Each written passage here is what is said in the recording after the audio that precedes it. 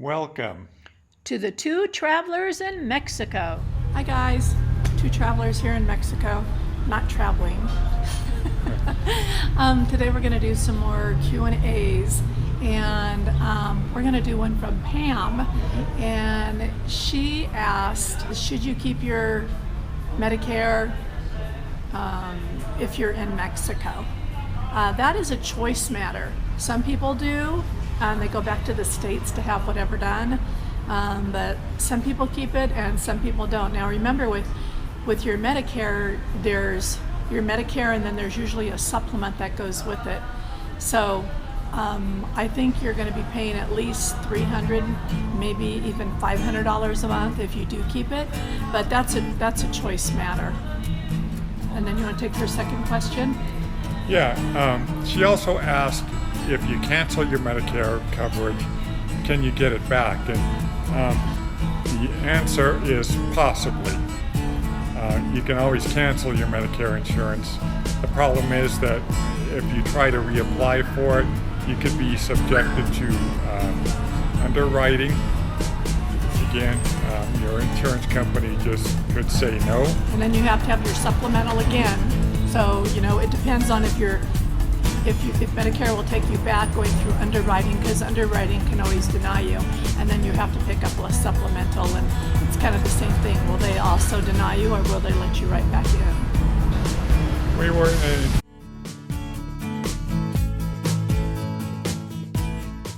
We are in the Callahan Day Romance, and when you're in the Callahan Day Romance, or Kayahay Day Romance, what do?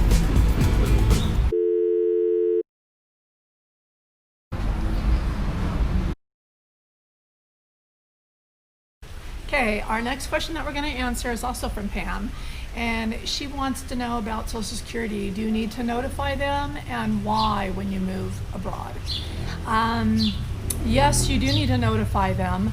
Now, Mark and I, as we talk in one of our videos, we got residency after we left California in South Dakota. So we're actually South Dakotans. We have a mail forwarding company there that we use, which is our physical address also. So yeah, you would need to let them know that wherever your address is going to be, whether it's a family member that you're going to be using, a mail forwarding system or whatever. I think that's a good idea to know that, because how are you going to get your stuff if you don't have it coming somewhere, right? I mean, they do a lot of stuff online too, and your checks would still get deposited into your bank account, so that wouldn't be a problem. But I think it's a good idea to, you don't have to tell them that you're in Mexico, but I think it's a good idea to use some kind of a U.S. address myself. That's my personal opinion. And the why I pretty much answered, in case you get mail or something like that. It's always good to have a mail forwarding or family member or a friend's address that you're using. Go ahead, Mark, your question.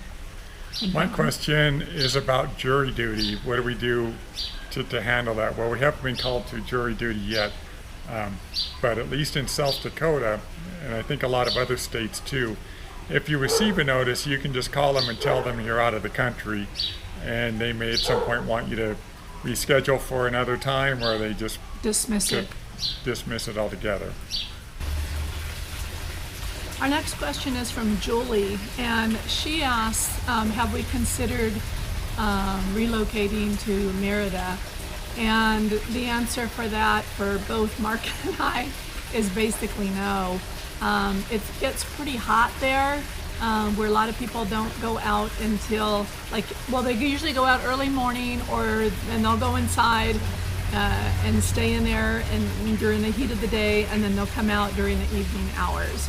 And I hear it's, like I said, really hot, and the humidity is pretty bad too. So that's not an area for us. Yeah, although we understand it's beautiful. Yeah, it's beautiful. A lot of people love it there.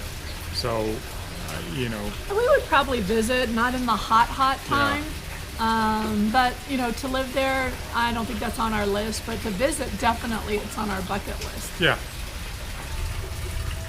Our next question comes from Blanca, and her question is about health insurance. Now, to get the government IMSS insurance, you have to have some sort of residency here, whether it's temporary residency or permanent residency. And it's interesting because, you know, the first year you get it, they're not really eligible for that much, and you get more benefits as the years go on and you stay subscribed in the system. You know, if you were to have an emergency or something, of course they would take care of you.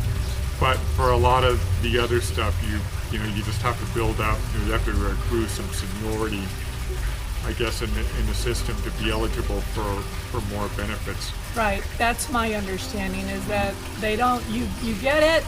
You have to pay with cash, and then you go to a bank, make the deposit, bring back the deposit slip back to IMSS.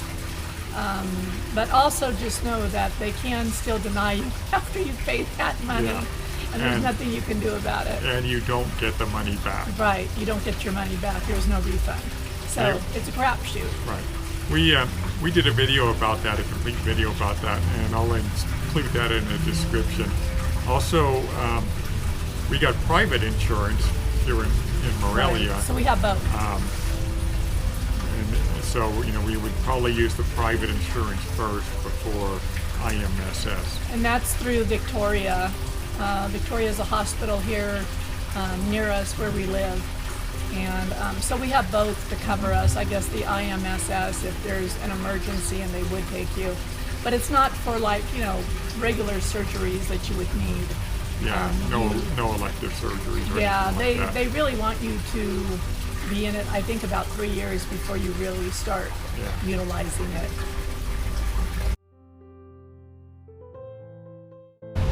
Our next question comes from Tim, and he asks about travel insurance. Travel insurance is always a good thing to get. Just get it before you travel, of course, and it will help protect you against sickness, canceled flights, things of that nature. There are a lot of companies out there that offer travel insurance in different types of plans based on your budget. Just know that no matter what travel insurance you get, it's, you know, no particular policy is going to cover everything. You know, so I think that you could probably, the best thing to do is just try to cover, you know, the basics if you can.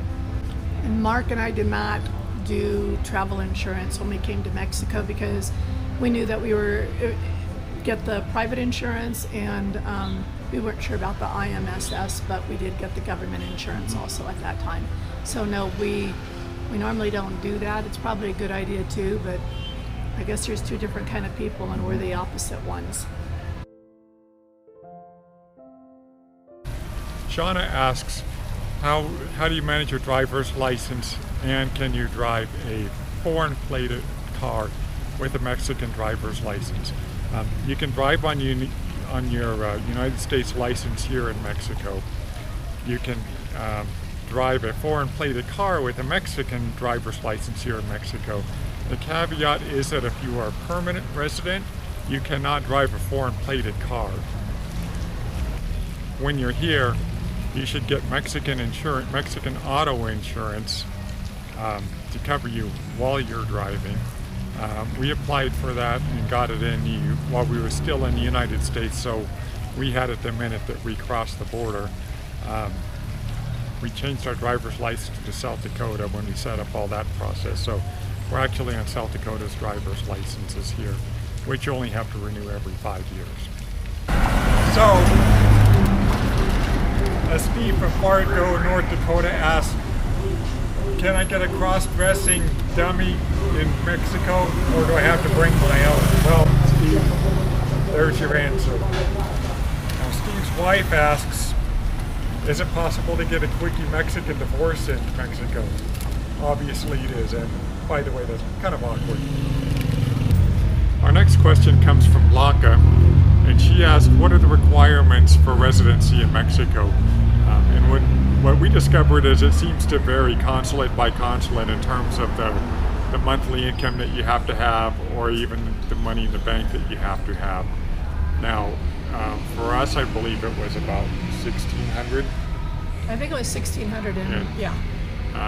But some consulates are more. More, and some are a little bit less. Some are less. Right, exactly. Right. And it depends on if you're going for temporary or permanent residency too. permanent residency, you have to have more. You have to have more income per month, and you have to have more in the bank if you're trying to get residency based on your bank account. And the other important thing I learned is that if you're claiming your pension as your income, as part of your monthly income, you have to have about 6 months worth of pension statements. Right. That's a give. You have to do that. You have to have 6 months to show your retirement funds going into. And then your savings, you have to have that, they say, like for a year. Yeah. But again, like I said, different consulates have different requirements. Some people can maybe do it with the 3 month savings. I don't know. It just depends. They're just all different. That's a good question to ask, like on a Facebook page in Mexico. Put that out there to a lot of people, and maybe they can give you their experiences with what consulates, work the best and which ones weren't so good. Right.